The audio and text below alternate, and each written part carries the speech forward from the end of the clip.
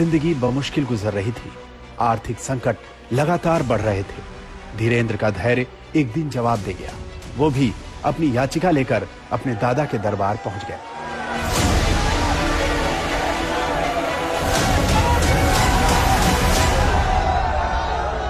हमारे पिताजी कुछ करते नहीं थे। भूख की स्थिति में दादा गुरुजी का फक्कड़पन था। वो परिवार से नाता तोड़ा, मतलब तोड़ा। तो उन्हें मतलब नहीं आप जी रहे कि मर रहे। उनके पास तो अगर याचक अर्जी करता बन के जाओगे तो वो अर्जी उठा के बालाजी के पास रख देंगे। ये नहीं कि ये हमारा सगा नाती है, ये हमारा सगा पुत्र, तो इस पर ज्यादा कृपा हो जाए। हम भी गए सबकी भांति। हमने भी अपनी विपदा कही कि 3 दिन हो गए हैं, कुछ खाने तक को नहीं है घर में। रहने का 16x12 का कच्चा मकान, वो भी बरसात में खाट के पलंग के नीचे सोना पड़ता है। बारिश की बूंदें गिरती हैं। कब तक ऐसी जिंदगी जिएंगे? कुछ नहीं तो एक ऐसा कुछ कह दो, कर दो, भोजन ही चलने लगे। जिंदगी में कुछ नहीं तो पिताजी कुछ करने लगे, ऐसा कुछ कर दो। गुरु ने बस बाहें पकड़ी। अवस्था 10-11 वर्ष की थी। और बाहें पकड़ करके बोले तू मुझसे मत जुड़। और सीधा बागेश्वर बालाजी से जोड़ दिया। 2010 में दादा का निधन हो गया तो अचानक बाल धीरेंद्र की दुनिया ही उजड़ गई। लेकिन गुरु तब तक अपना काम कर चुका था। सन्यासी बाबा ने लीला की। स्वप्न में आभास होने लगा। फिर कोई व्यक्ति आता था दिन में, या हम कहीं सत्यनारायण की कथा वांचने जाते थे, जैसे आप आए, शरद जी आए, या कोई व्यक्ति आया, तो हमें लगता था कि वो जब परिचित नहीं थे तो वो आते ही अपना ये नाम बताएगा। ऐसा मन में भाव प्रकट हो जाता था। ये आते ही हमसे 2 बातें बोलेगा, लेकिन झिझक के कारण हम बोल नहीं पाते थे। और वो जब उससे पूछते थे अच्छा आपका नाम क्या है, हमारा हो ये तो पहले पता लग गया था हमें। धीरे धीरे उसकी उसका परिष्कृतकरण हुआ, शुद्धिकरण हुआ। धीरे धीरे जागृति हुई। फिर अज्ञातवास की साधना की और वो यात्रा और ये यात्रा ऐसे प्रारंभ हो गई। 1 साल अज्ञातवास में रहने के दौरान धीरेंद्र शास्त्री अपनी भावी योजना का खाका तैयार कर चुके थे। वो लौटे तो बालाजी की सेवा में जुट गए।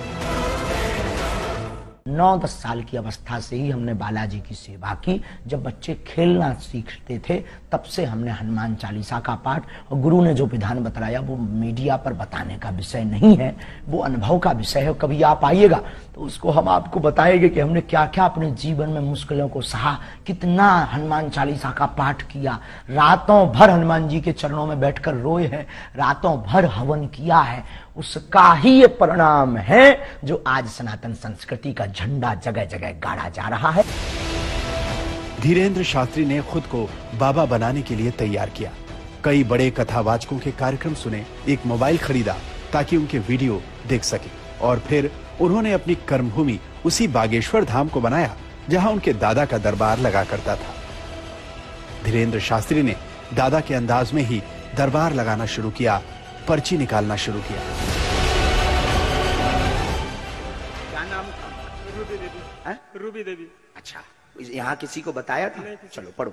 पत्नी का राज जानने आए हैं, मृत्यु का कारण जानने आए। रूबी उर्फ गुड्डी उनका नाम था। उनकी मृत्यु तंत्र कारण से हुई है, उसमें कोई संदेह नहीं है। माइक से बोलिए, यही पर्चा बोल रहा? जी जी। यही पूछने आए? शरीर नीला पड़ गया था इनका? बस बस बस, रोइए मत। शरीर नीला पड़ गया था। आस्था, धर्म, चमत्कार और भावनाओं के कॉकटेल ने धीरेंद्र शास्त्री का दरबार जमा दिया। वो चंद वर्षों में पंडित धीरेंद्र शास्त्री से बाबा बागेश्वर सरकार कहलाने लगे।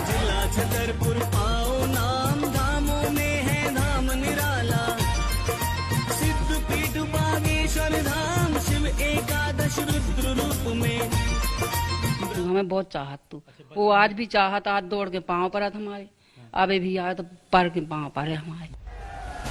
धीरेंद्र शास्त्री की उम्र अभी सिर्फ 26 साल है। उनकी मंजिल क्या है ये अभी उन्हें भी नहीं पता। हाँ, जिंदगी अपने खेल खूब दिखाती है, इसका एहसास उन्हें जरूर है। जीवन के खेल सबकी समझ नहीं आ सकता। कब क्या कर दे गुरु, कब कृपा कैसी कर दे, कह नहीं सकते यार। मतलब यहाँ हम अपने जीवन में ये जो भी है हमारे लिए सबसे बड़े चमत्कार है। खाना पीना, भोजन, रहन सहन, सब चमत्कार से बड़े, कोई किसी का नहीं करता जगत में। आज तक ब्यूरो।